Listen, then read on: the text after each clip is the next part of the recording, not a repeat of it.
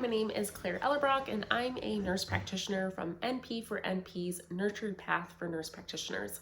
My goal is to help NP students and new grads to successfully navigate the transition into practice with all the necessary resources, knowledge, and tools to feel supported, empowered, and ready for the role as an NP.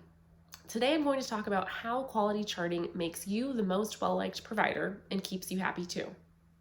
Some providers are lucky enough to use electronic health records or EHRs that have all the bells and whistles to show you what you need to include and where when documenting. No clunky slowdowns or inefficiencies. Other electronic health records are less robust.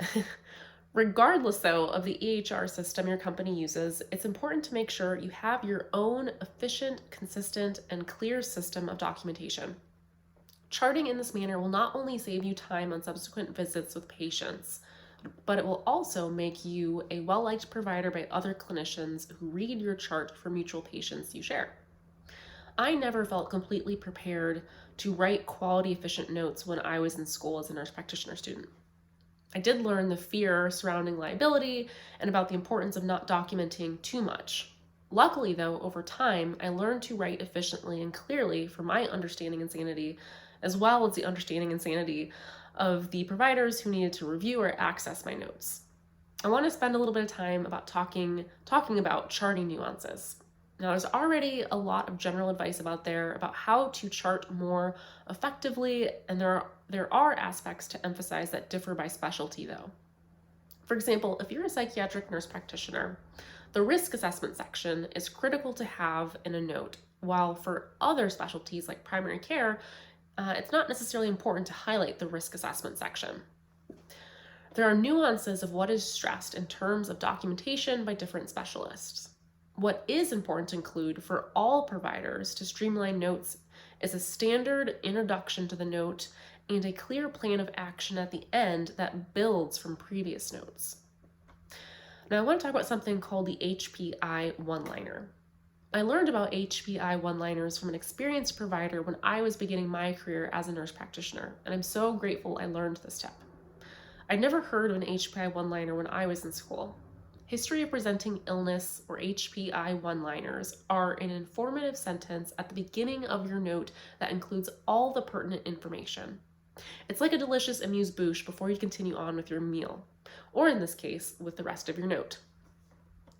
HPI one-liners are important because they tell a busy provider all the important information they need to know right up front. No subtleties here. A clinician can get so much information from this single sentence. They're easy to write too because they follow a set template and help you stay organized because they follow a simple structure. HPI one-liner sentences are helpful for you and follow-up visits with patients. And these one-liners also help other providers with whom you share a mutual patient with, or for providers taking over your patient. Just a side note, there's nothing more frustrating than taking over the caseload of a provider who's been with a patient for several years and the provider's notes are vague and disorganized. Sloppy practices. Starting your career off with good habits like clear, efficient charting is a great way to begin. But back to HPI one-liners. So what exactly are they? I love templates, and following an organized system to stay on top of things is key.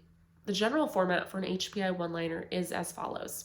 So patient or insert name is a blank year-old, blank male, female, etc. with history of blank past medical history, blank past psychiatric history, blank substance use disorder history, blank other details relevant to your specialty, who presents for blank, initial psychiatric evaluation, med management follow-up, etc.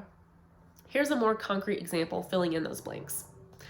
Patient is a 45-year-old Caucasian male with history of COPD, past psychiatric history of major depressive disorder, and one past suicide attempt via self-injury, who presents for initial psychiatric evaluation. Now notice that this type of HPI one-liner is more tailored for a mental health provider. If you're a family nurse practitioner who sees patients for management of their diabetes, you likely wouldn't get too involved with talking about their psychiatric history or hospitalizations or suicide attempts because you're not treating that. The beauty of HPIs, though, is that they capture a ton of important information in a short snippet. Now let's talk a little bit about the plan section of a note. Not to say that the beginning and end of things are most important, because often the middle is often the best part, but in notes, the end is an important part to get right in terms of clarity. The plan section includes the treatment plan of the next steps. The assessment section is sometimes lumped in with the plan and might look something like this. Diagnostically, current presentation is consistent with bipolar 2 disorder, etc. Differentials are substance-induced mood disorder, persistent depressive disorder, etc. Something that's often left out of plan sections of notes is what was previously done, the previous plan. Unless you are a savant with memory and can recall most all details of all patients you see, it's a great idea to keep a running sort of tab of your treatment plan history with patients. You want to date each time you make a medication adjustment or plan and then include it in subsequent notes. Doing things like providing the timeline of when you make a medication change and why is super helpful for writing discharge summaries or refreshing yourself on patients you haven't seen in a really long time. So a little bit more just on these benefits of having a very organized plan section. If you treat a patient several times and make multiple adjustments over time, it's great to know what you did so you know how to proceed going forward.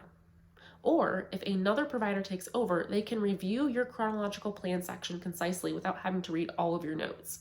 We all know how busy it can be as nurses and nurse practitioners, taking over for someone else's caseload, being brand new to them, having to rifle through old notes can be very frustrating and time consuming for a provider. So having this very organized plan section in each note allows future providers to access your notes very seamlessly. So an example of a plan section could be this. So it says plan at the top.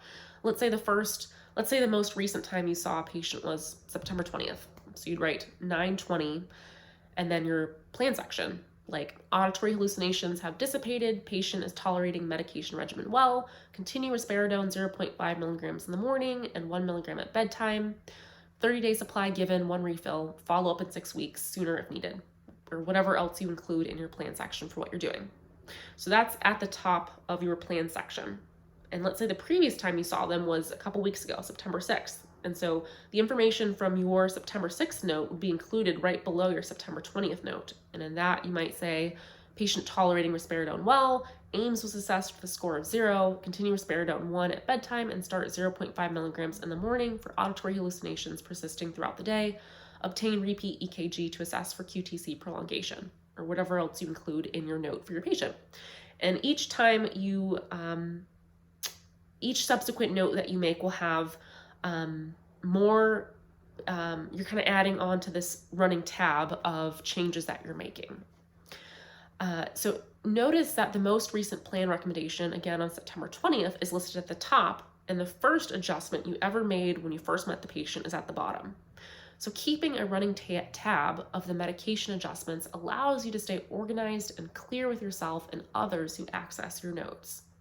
By consistently using the HPI one-liner and having an organized chronological plan section outlined in every note, you will clearly convey important information that your future self will thank you for.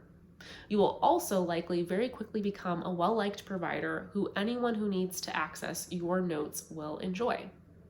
If you want a little bit more in-depth and kind of a visual representation of what I've talked about, you can check out the full blog in the link below that talks about the HPI one-liner, the templates, and the plan section I'm referring to. If you want more resources and tips on the transition into practice as a NP student to a new grad, go ahead and check out my website, npfornps.com. Thank you so much, and I will see you next time.